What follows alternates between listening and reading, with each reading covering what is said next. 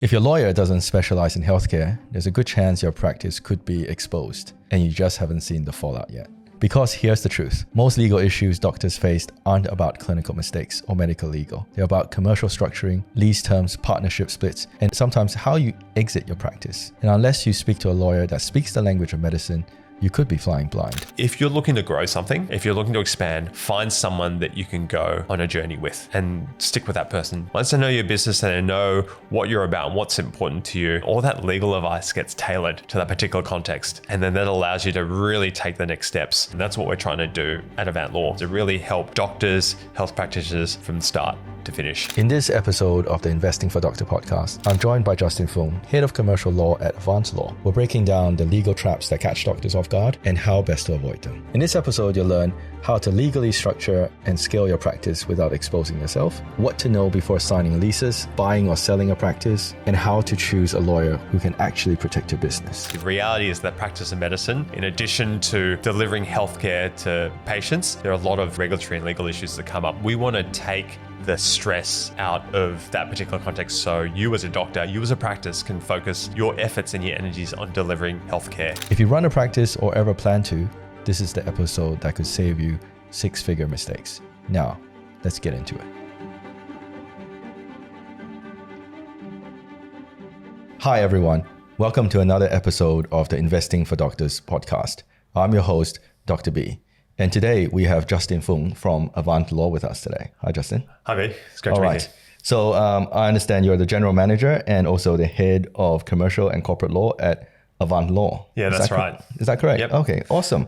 So I think first things first, give us a little background about who you are first, and then let's talk a bit more about Avant Law and also how lawyers and doctors can interact throughout their careers. That sounds great. So I've been practicing law for, I think it's almost 20 years now. Mm-hmm. So when I first came out of law school, I started in an international law firm, Herbert Smith Freehills, and I was working there. And it's interesting, my clients fell into two broad areas. I never quite worked out why. One was investment banking and the other was health. And completely unrelated areas. But I decided, look, I really want to go down the health route because I can see there's a massive social benefit here helping clients in that particular space.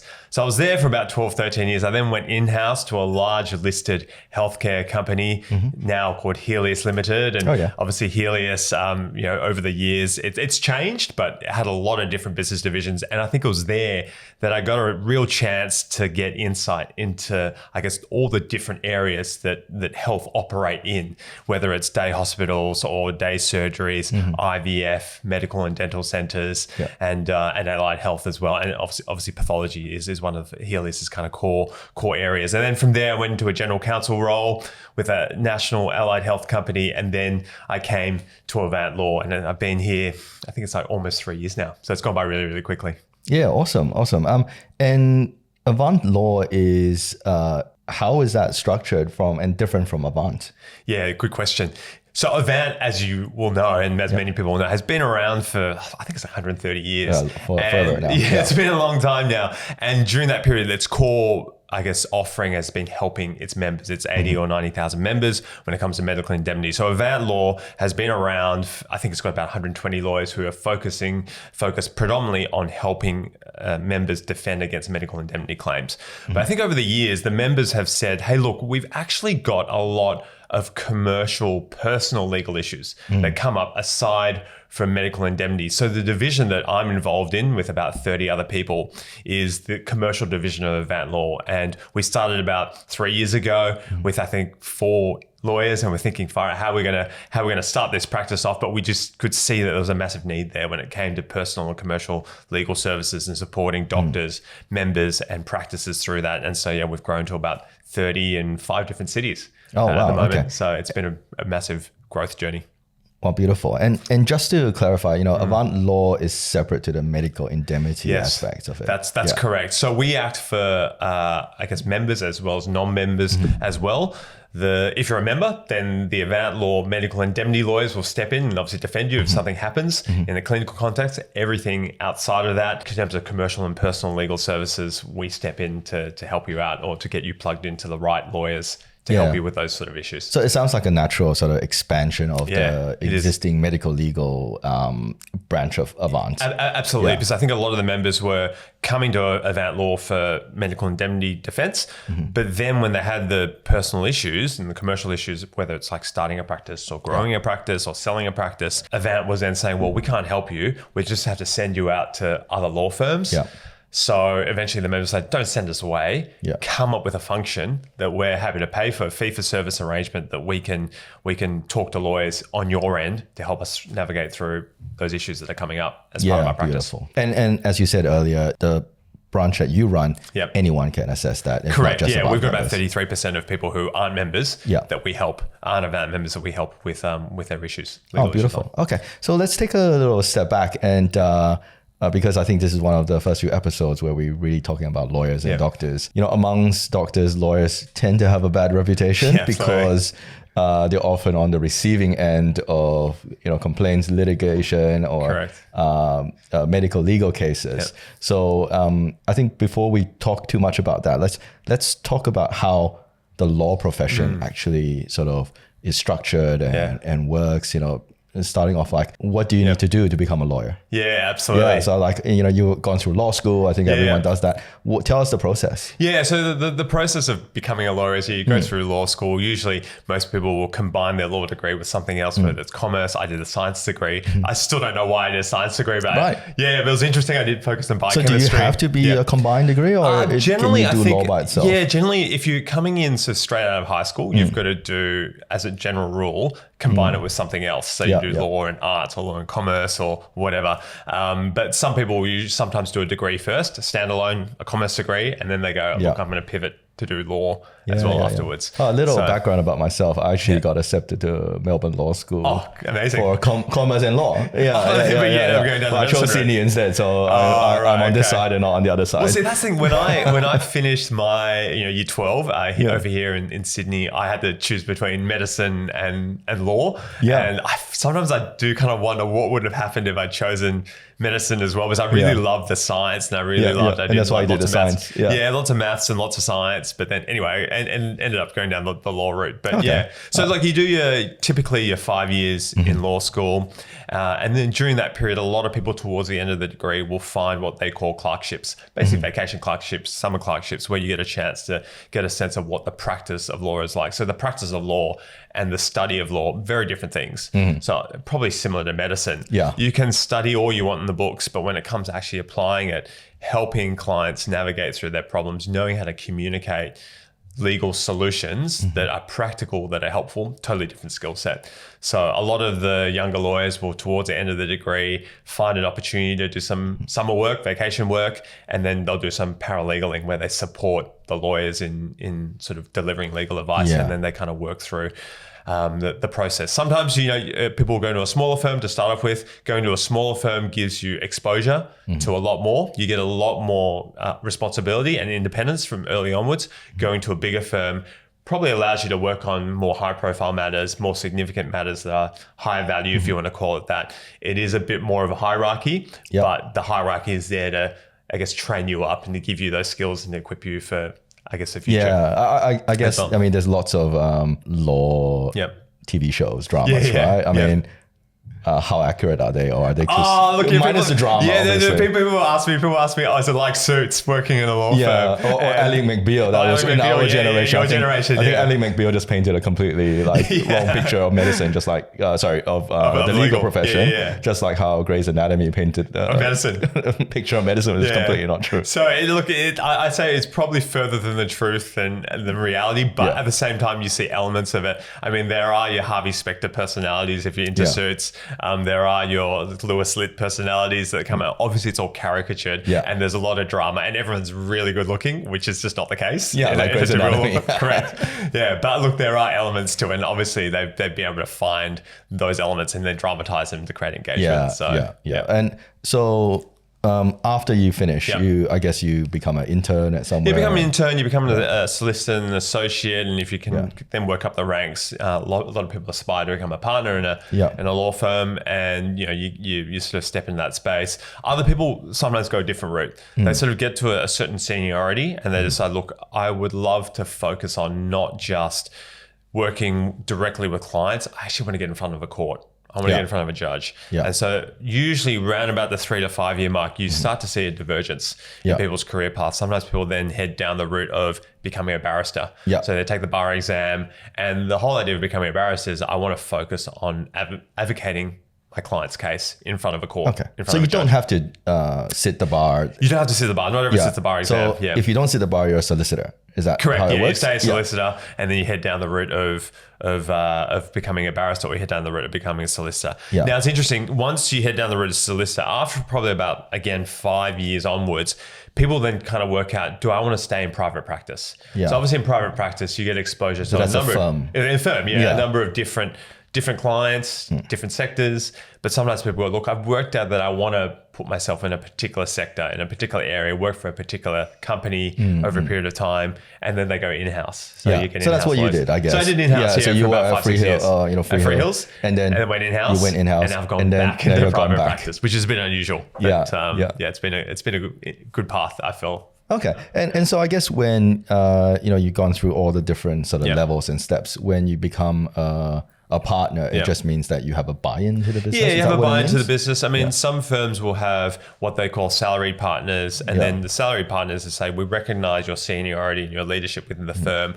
We want you to spend some time building out your practice even more to a point where we can grant you equity. Some firms basically say, look, you can go straight into ownership, straight into equity, and then you can start having a seat at the table in that way. And how does that work, sort of, both financially and structurally? Just for those that are interested. Every firm does it differently. Yeah. But typically you have your sort of base, and then there's the opportunity, which is where's the profit sharing or whatnot. So some firms will structure it such that you have your base kind of pay, and then you've got various incentive arrangements, the bonuses to kind of keep you engaged. And obviously, the more you bring in, the more reward, more of the upside that you get. But at the same time, if the firm doesn't do that well in a particular year, then you take the downside with it. So, Understand. Okay. And so, we talked about how that progression, I mean, for all the listeners who's are advising their kids not to go do medicine. I think this is going to be quite interesting conversation. And so after that, once you've done that, you've obviously talked about specialization. There's different sort of branches, much like there's different branches of medicine as well. And I mean, the way I always looked at it, there's the ones that focus more on personal, and then there's ones focus more on, commercial business kind of law. Your title tells me that you're more of a corporate and commercial lawyer. Let's start off with that. What is that? Like, what is the difference between a commercial lawyer and a corporate lawyer? Yeah, absolutely. Look, there's a lot of overlap. Typically, commercial, as the name suggests, is commerce. So everything that involves buying, selling tends to be commercial. If you're coming to a deal, you get a commercial lawyer to make sure that the terms of the deal are appropriately captured, and all the legal requirements and all the legal risks have been advised on and appropriately addressed in a document. That's essentially what a commercial lawyer does. So it's mostly buy sell. Buy sell, and doing a deal with someone. It could be like a supply arrangement, or it could be buying product or whatever, or goods and services or advice. That's what commercial lawyers do. The corporate lawyer will usually be a commercial lawyer, but the corporate lawyer will focus on the structuring. So how do I structure a business? How do I deal with the regulations that come with structuring? So for example, if you're in finance, obviously there's financial services regulation. If you're in medical, then there's health regulations that come with it. So the corporate lawyer will help you work through that space to structure your business, to reduce your risk, to maximize your ability to scale at a later stage, and to deal with the regulations that are in play in that particular industry. So I mean, we can talk about corporate sort of GP practices, and that's sort of dealing with the structuring of all the individual practices, who owns what, how do you incentivize the GPs to come on? Correct. How do you bring people into your business? How do you engage with your workforce? How do you set up arrangements for your employees? How do you make sure that your privacy obligations set up? How do you make sure that you've got your business structuring set up? So for example, Do you intend to be an individual practice, sole practitioner for a long time? Do you plan to bring in other people, at a later stage? Do you plan to acquire other practices at a later stage? And what's your exit strategy as well? Do you plan to sell at some point? And how do you set your business up so that when you get to that point that you want to exit, you've got all your ducks, your legal infrastructure lined up, so the person buying will be looking at it going, this is all ready to go. I'm happy to pay the price. That you're asking for. Yeah, this is an easy buy rather than, we now need to restructure there's all these everything. problems. I don't understand where these contracts are, or they're not. I don't understand where the governance structures are. I can't seem to see that there's privacy policies or procedures in place. I want a reduction in the price. Those are the sort of things. It's similar to basically buying and selling a house or a car. If you've got your item and your assets properly set up, it just makes it for an easier sell. Okay. That's quite straightforward. And obviously in as a branch of that, because when you're a business, you have employees, employment, and all that stuff. There's also the employment law side of things. Is that right? Is that something you guys do? Absolutely. Yeah. We've got employment workplace lawyers who are focused. They spent probably between them 50, 60 years of employment law experience. They focus on making sure that your employment infrastructure is set up. So everything from your employment contracts to your employment policies and procedures are there in place. But also, like, the reality is that, look, as you're growing a business, as you employ more people, personalities come to play.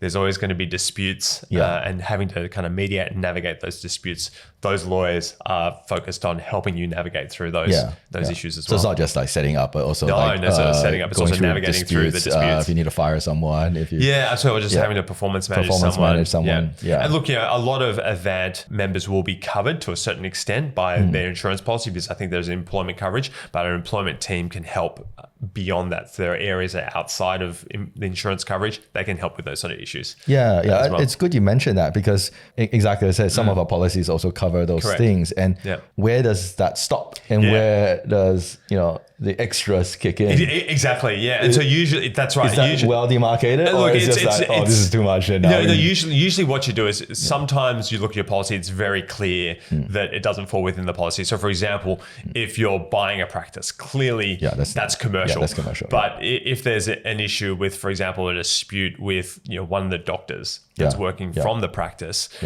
or you have a dispute with the practice you're working at. Correct. Correct. And you look at the policy. If you're not sure, then you go to Avant Group and you say, look, I think I've got coverage. They'll assess the claim.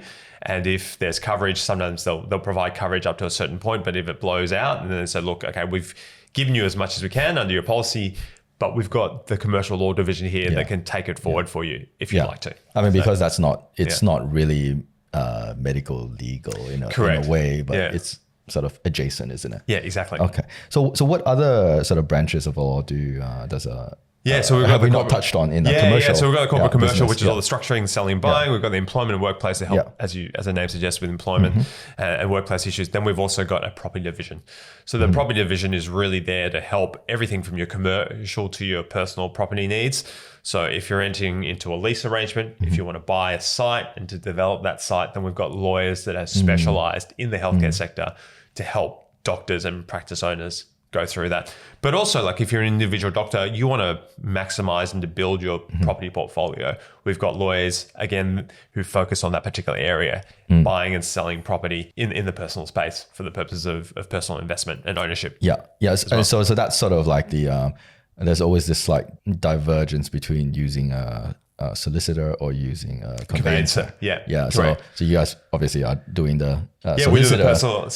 We do the solicitor side. And look, conveyancers are out there, and there are lots of great conveyancers out there. So the question is, sometimes it's just looking at how much do I want to invest in terms of the legal infrastructure on a particular sale? Do I want to go down the kind of cheaper end, which is the conveyancer, or do I want to go down the slightly more expensive end, but I'll get just probably a bit more coverage. I'll get a lawyer who's got that lens, who's got a lot of experience in that particular space, and can just kind of draw my attention to the issues that can come up with buying a significant asset. And do you find that sometimes that's a dollar value amount for the purchase that sort of dictates which way people go, or is it just how complex the sales as settlement is where you get a lawyer versus it's a combination of both. So obviously the price should be, I think, your main determinant. Yeah. So if you've got an asset that's of a particular value, like $2 million house. Exactly. You You probably want to go down the route of having a chat with a solicitor and to get them to guide you through it. If it's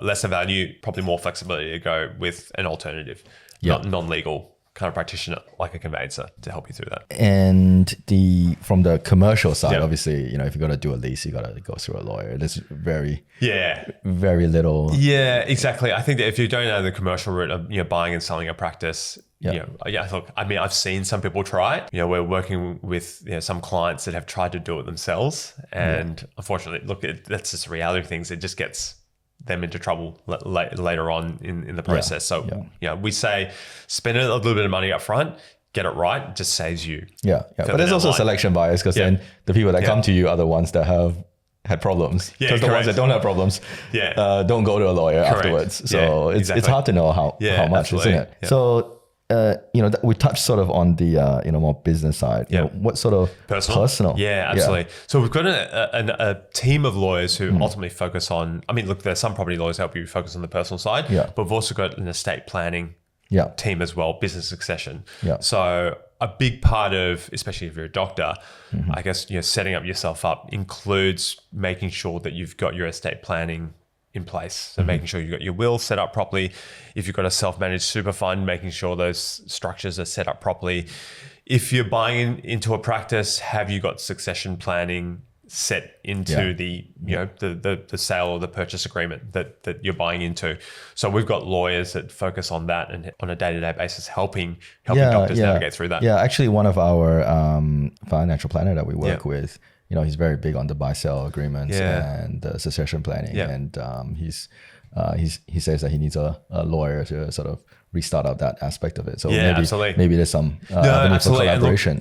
Like we're connecting with a lot of financial advisors and obviously succession planning, estate planning is very important in that particular space. And that's one of the areas that we've really seen a growth area in with financial advisors. Yeah, beautiful. And the other things when it comes to personal, just to touch all the basis is obviously a family law. Yeah, family law. Yeah. So, I understand you guys don't do family law. Look, I mean, it's such an important area. Yeah. So especially for doctors, because our divorce rates are like double or triple. Absolutely. Every second marriage, you go through divorce, and that's what the statistics show. But look, Avant did explore having a family law division within the commercial division of Avant Law.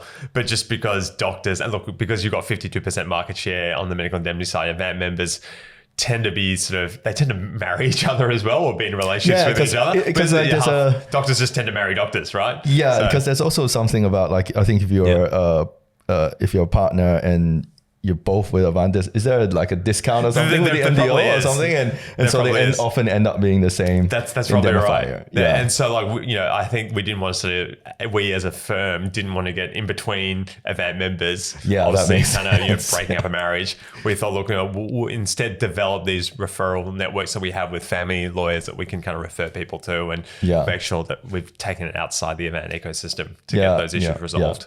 Now the tricky question is that then if you have two people going through that and there are two law firms, but one law firm is a bit better than the other. How do you do that referral? Look, I mean, they're all lawyers come in all shapes and sizes. We just want to make sure we look at the individual client and we go, look, who are they best suited to? Who can help them? So we don't just indiscriminately recommend this law firm or that law firm. One's better, one's worse. We make sure that we marry up the lawyers, and most of our referral partners, we've worked with them before, so we know that they've got good capability. Yeah, I mean, one of the interesting things that we've seen in the newspapers, unfortunately, is that whenever there's like a high profile separation, there's always a medical legal side that gets thrown into like a little hand grenade.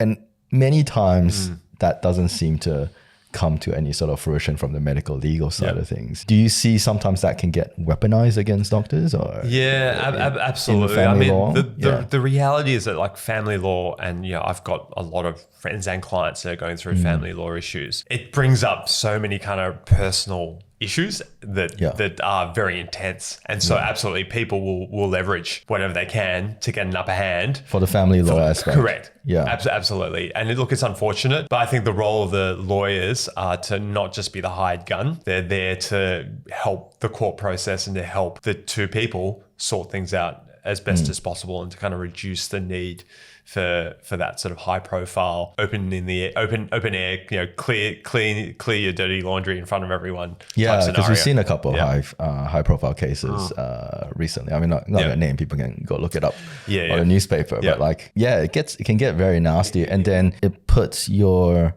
almost at times the regulators will come down and say, oh, we're gonna come and step in because you and your partner did something against each other and that sort of thing. But it's like, how do you separate that, or you can't? Or it's very difficult to separate. And like I said, usually the lawyers will act on instruction by their clients. But I mean, we have a particular partner who's helping a practice navigate through that at the moment. We've got the regulators involved, and obviously there's family law issues as well between, I think, the doctor and the practice manager. So it gets complicated. So it's very common. Okay.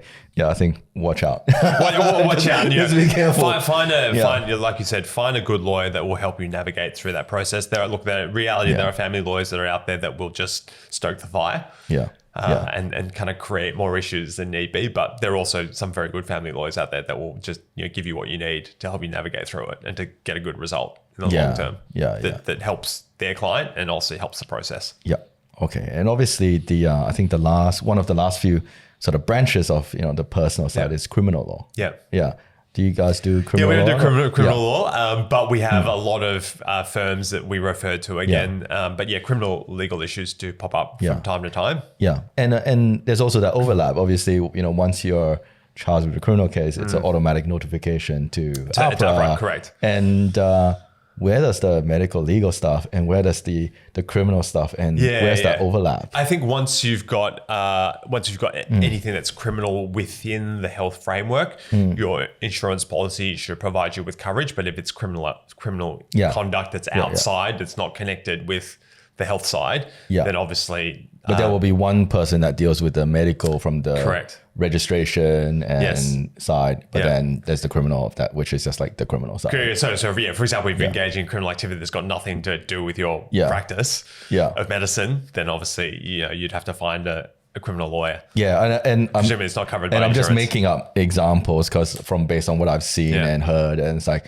so if someone were almost giving out drugs indiscriminately, by prescribing that, is that? Oh, that's a good question. Yeah, is that covered by your policy? Check your insurance policy. It should be, right? It should be. You'd expect there would be a level of coverage if it was connected to the practice of medicine. But again, you probably have to have a look at your specific insurance policy, see if it's covered. I see. And obviously, if you were drunk and driving, that's clearly not related. It doesn't sound like it would be. So if you're having just a wild night out during a sort of your long service leave or whatever, it doesn't sound like it's it would be connected with your employment or engagement or a practice of medicine. Beautiful. Any other sort of branches that are pertinent to doctors that we haven't touched on? Yeah, Mm-hmm. look, I mean, there are other areas that usually fall within sort of the commercial corporate space. So it could be like intellectual property. Yes. So we do see that from time to time, doctors who come up with ideas or software platforms that they want to protect. Copyright. So for example, they develop content and material that they need copyright assistance in, that also falls within intellectual property. We're starting to see a bit more TGA, so Therapeutic Goods Administration Act, as a very specialized area. But we do see doctors come, especially when it comes to developing AI platforms. They want to make sure devices and whatnot. We're starting to see a bit more of that as well. But I mean, I think those are the main areas. Okay. Also with and there's other sort of more investment, sort of banking, taxation side of things. You guys don't really. Yeah, we don't have a dedicated tax lawyers, but we do again have a lot of. In the last 3 years, we've developed a host of networks within the accounting tax space with other firms that are specialized in providing tax advice to medical practices and doctors. So as you would know, there's a handful of them out there. We're connected with them as well, and we ordinarily refer our clients to those particular professionals because we think that they offer obviously better guidance in that particular space. And so then what's the difference between a tax lawyer versus getting taxation advice from your accountant? Well, absolutely. Tax lawyers are generally speaking, from my experience, engaged by larger businesses and practices. So obviously, if you've got a large business you're intending to scale, your tax liabilities can get very, very large potentially. And so having like tax lawyers who, I think tax accountants and tax lawyers, they do a very similar job. The tax lawyers, because they've got, I guess, the legal degree, when it comes to disputes, there are professional legal privilege protections that can come from engaging a tax lawyer. But hopefully, if you're a doctor practicing medicine, you're not sort of in that space where you're likely to be in constant dispute with the tax office or the revenue office. Well, but it does come up from time to time. Well, one of the more recent things that's happening in, especially in general practice, is the issue with payroll tax. Correct. Yeah.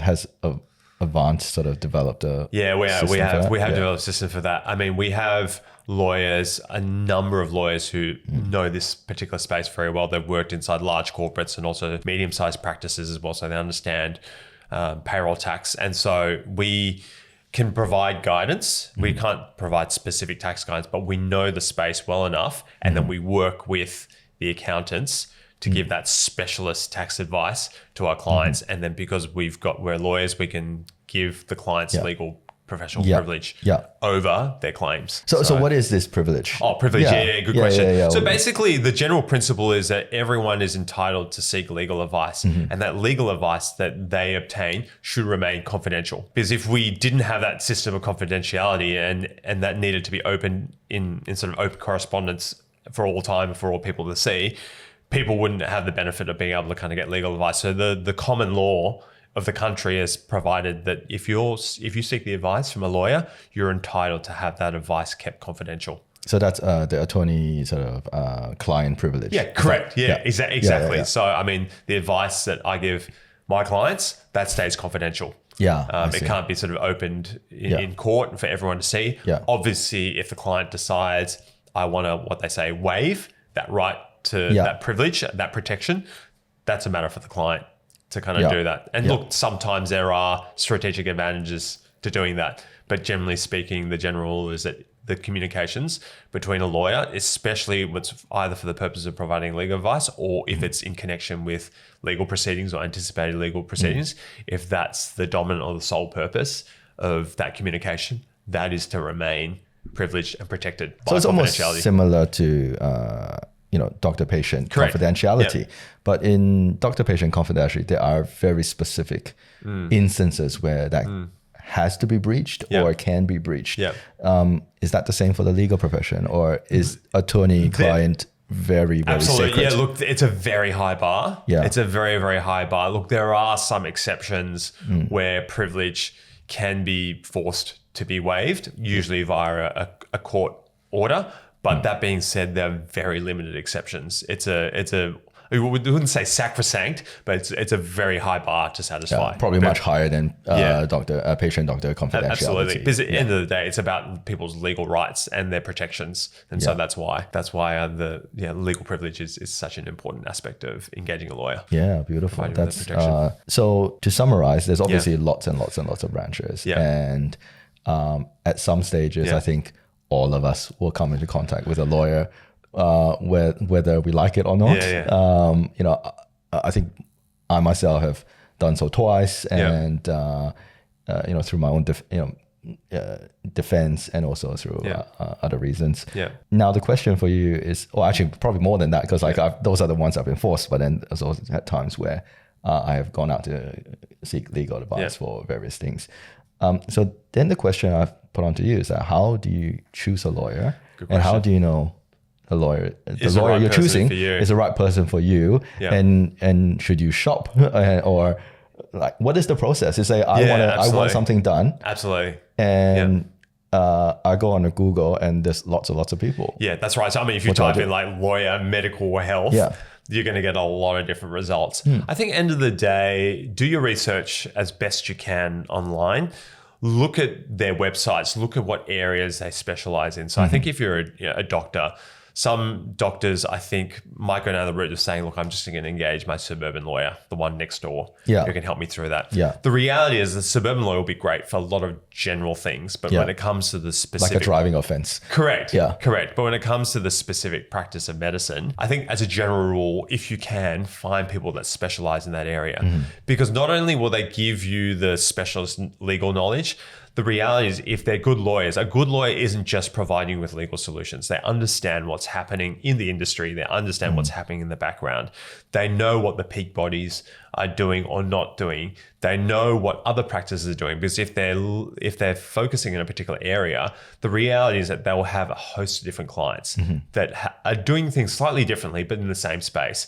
They can then give you that insight in terms of your options and what works, what doesn't work. They can give you the legal position, but they can also give you the practical position, which is, yes, this is a legal position, but just so you know, there are hundreds of other practices that are going down this particular route. You might not be comfortable with a risk profile, but I can navigate something for you that addresses your particular operational needs and your needs at a particular time and place. So having that sort of lawyer is important, I think. And do you find that a lot of medical sort of doctors will come to like their medical defense organization and ask those questions, and hence that's why Avant, absolutely, So I mean, they'll go to the medical defense organization because I mean, Avant.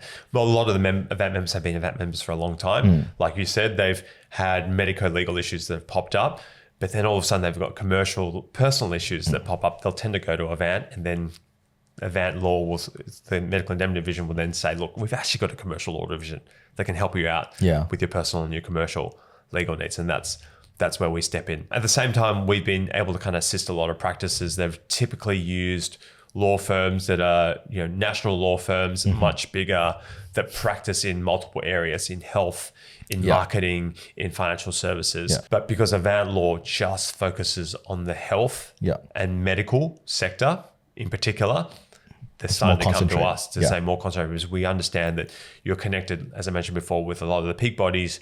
You're involved in the conversation that's happening in this particular space.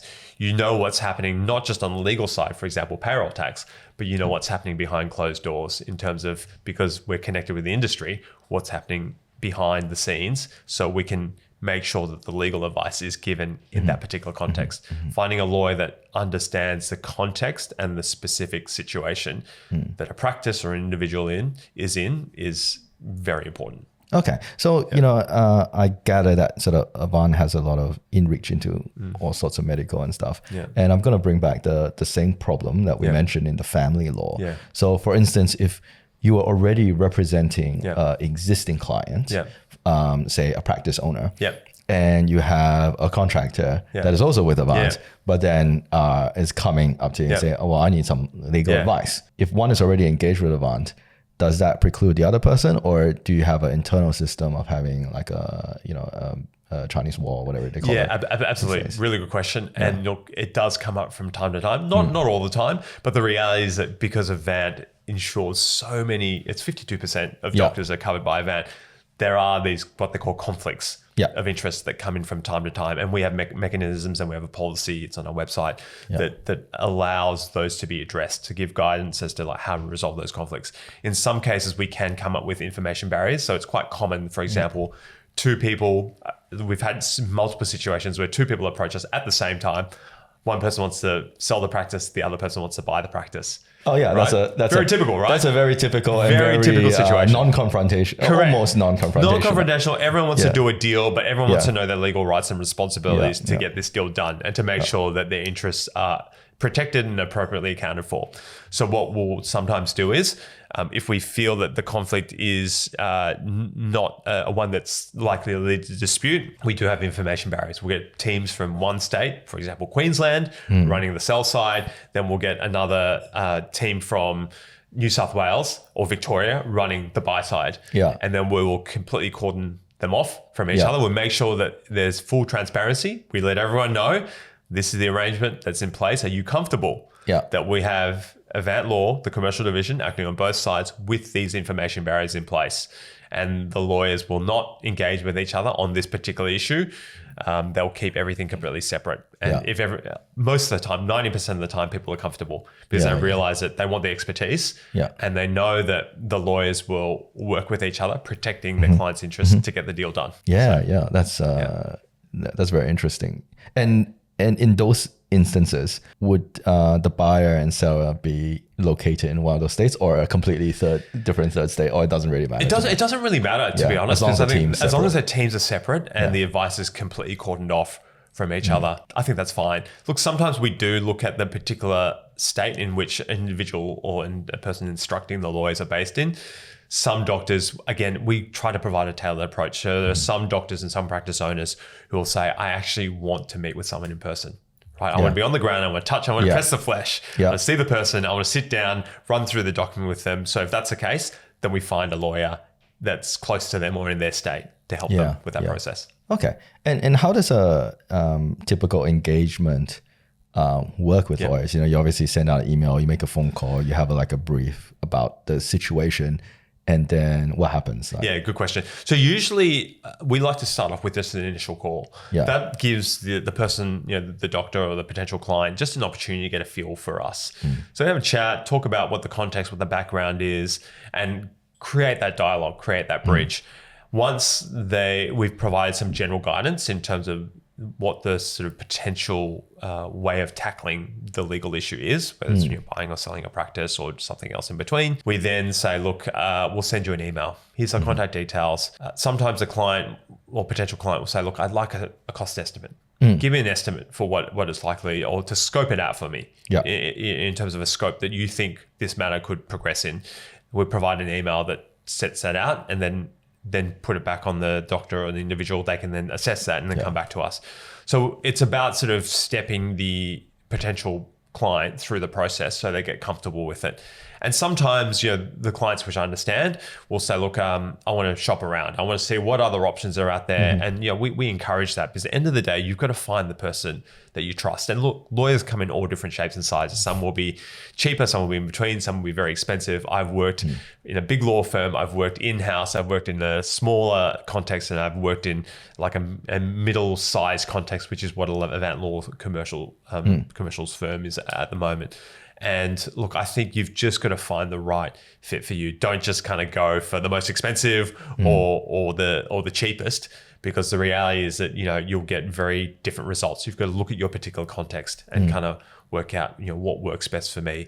And what we've tried to do is, in our particular team, because we've got lawyers in different states, we've got lawyers with different experience, we try to make sure we've got plenty of depth across the spread. And then when we have a potential client come to us, we assess who's the best lawyer for this particular client, and then make sure that they're plugged in the right way. Okay. It's very hard from a, individual to assess that.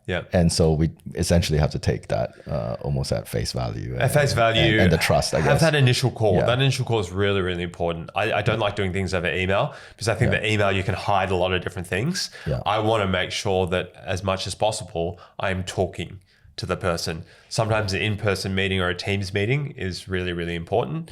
And I think having that initial call, and sometimes you might need to have a couple of different calls, have a chat with a few different lawyers, and then you kind of go, well, I think this is the person that I can work with. End of the day, you're looking at someone that you can partner with. Look, I get it. Sometimes, you just want to have a lawyer for a particular transaction, make it one-off, transactional, that's it.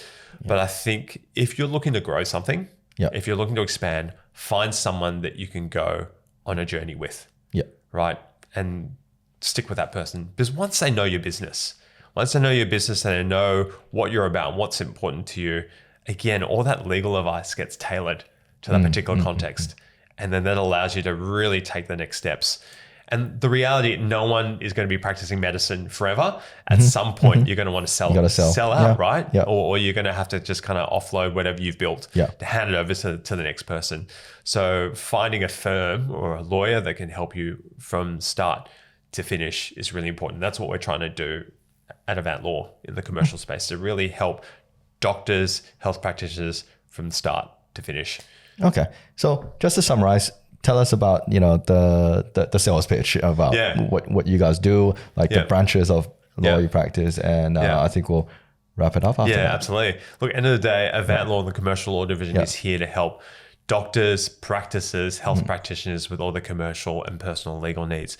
We want to be a trusted partner to help you from the start of your journey to the end of your journey. The reality is that practice of medicine, in addition to delivering healthcare to patients, there are a lot of kind of regulatory and legal issues that come up. We want to take the stress out of that particular context. So you as a doctor, you as a practice can focus your efforts and your energies on delivering healthcare. So the Commercial Law Division exists to make it easier for you to be responsive, to provide you with that expertise, to be that trusted partner in that journey for you so that you can do what you do best as a doctor and leave the rest of the stress to us. Yeah, beautiful. And I believe if you're an Avant member, you get some perks. Correct. Yeah. You're 10% off if you're a Avant member off our standard legal fees. So we want to obviously just look after the members as well. But we want to again deliver a service that's cost effective, but also just gives you the expertise to help you in the long run. All right. Awesome. Thank you so much, Justin, for No worries. Thanks so much for having me, B. It's Lovely. been a pleasure. This podcast is for educational and entertainment purposes only. The information and opinions shared are not intended as personal financial advice. The content presented should not be relied upon for making financial, investment, or other decisions. Listeners are strongly encouraged to seek the advice of qualified financial or legal professionals before making any financial decisions. While we aim to provide valuable and accurate information, we make no guarantees regarding the completeness or accuracy of the content. Any reliance on the information provided is done at your own risk.